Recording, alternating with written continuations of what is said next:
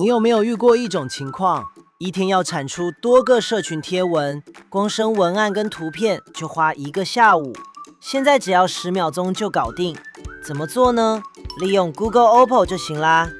首先 Google 搜寻 OPPO， 进去网站后点选 Try， 用你的 Google 账号登入，点击新增，接着就会出现这样的界面。它左边就是一个画布，可以让你建立自动化流程的步骤。有2种方式可以产生自动文案图片工具，一个是让 OPPO 自动帮你建立好，一个是我们自己来建立。先来看第一种，让 OPPO 直接帮你建立，你只要把需求告诉他就好，它会自动建立一个流程节点，完成之后就可以使用了。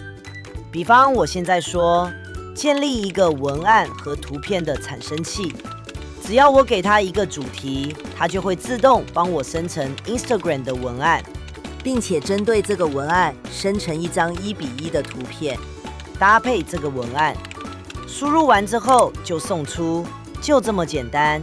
它开始生成工具了。完成之后，你按右方这边，它就会出现一个版面，只要点击下方 Start 就可以使用这个工具咯。我们来试试看，香蕉真的可以预防抽筋吗？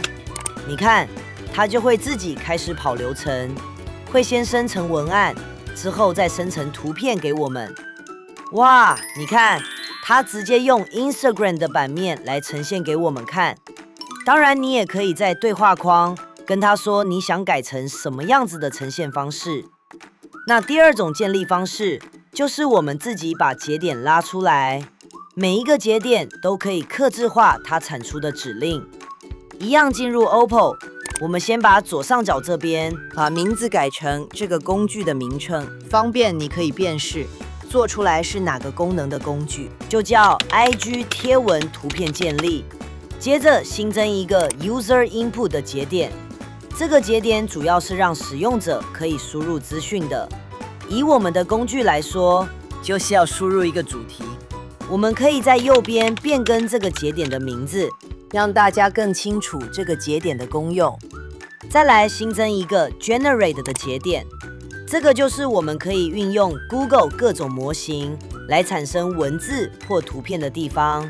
每个节点都可以个别下指令，像我这个节点，就是当使用者输入一个主题之后，这个节点接收到它的主题，就会根据主题开始产生适合的 Instagram 文案。那这个指令怎么来？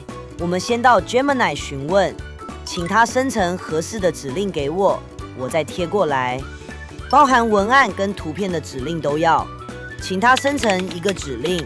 只要我给它一个主题，它就会生成 Instagram 的文案，要符合 Instagram 的演算法，排版吸睛。这边还可以限制它长度，比方300字内，顺便帮我加上一点 emoji。你看，这些都是要我提示它，它就会根据这些需求给我比较完整的指令。如果像刚刚直接请 OPPO 生成的节点，就没这么客制化。好了，我们就送出，它就生出相关的指令给我。接着我再产生一个要生图片的指令，这个等等也要贴到另一个节点，请针对这个指令产出的文案，将文案转化成适合生成图片的指令说明。这就是用来给生图模型用的。好了，一样送出，这样我们就得到了2个指令，等等会用到。接着回到 OPPO， 我们把这个节点取名生成文案用，接着 copy 刚刚生文案的指令贴过来，把它小改一下，请根据输入的主题和内容撰写一篇 Instagram 的文案。这就是这个节点的功能，只要有人输入主题，它就会把结果输出给这个文案的节点，它就会开始产生文案。我现在把2个连接在一起，它们就有输入输出的关系了。你看，下面它有一个黄色的标签，就表示使用者输入的主题会传送到这个节点来给它使用。好，那我们再新增一个节点，用来生成图片需要的指令。一样点击 Generate， 我们可以移动一下节点，比较好看。我们先把这个节点输出的文案再输入给新的节点，然后把这个节点取名为文案转成图片指令，把刚刚用来生图片的指令 copy 过来贴上。那转成图片的指令之后，我们就是要生成图片，对吧？所以再新增一个节点，一样是 Generate， 把上一个图片指令的输出结果给它。这个节点我取名为产出图片。刚刚那个节点是用来产生出图的指令，这个就真的要生图了。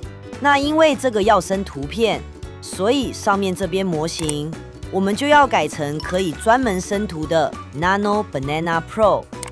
然后指令就很简单，因为它已经帮我把生图的指令输入进来，我只要跟它说，根据输入的指令生成相关的图片。下面可以选择图片的比例，那我这边先选1:1。好了，到这边我们快完成了。最后就是要给它一个输出呈现的节点，选上方这个 Output。那我们这个输出的画面希望可以有图片，所以把图片的节点拉进来，也希望有文案，所以把刚刚生成文案的结果也拉进来。那节点都可以自由移动，上面可以选择输出的格式，它有客制化排版，也可以用网页的形式呈现，或是其他文件。那通常网页这个形式比较好看，我就选第二个。我简单输入指令，将输入的文案和图片排列成好看的版面。其实你不一定要写，它也会自动排。我再请它给我下载连结，方便我转贴到 Instagram。这样客制化的工具就做好咯。我们现在就来试用看看吧。输入一样的问题，送出。Console 这边可以边看它每一个节点产出的过程。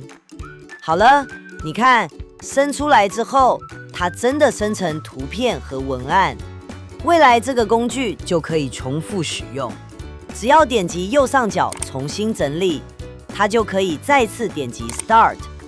这次我们输入不同主题。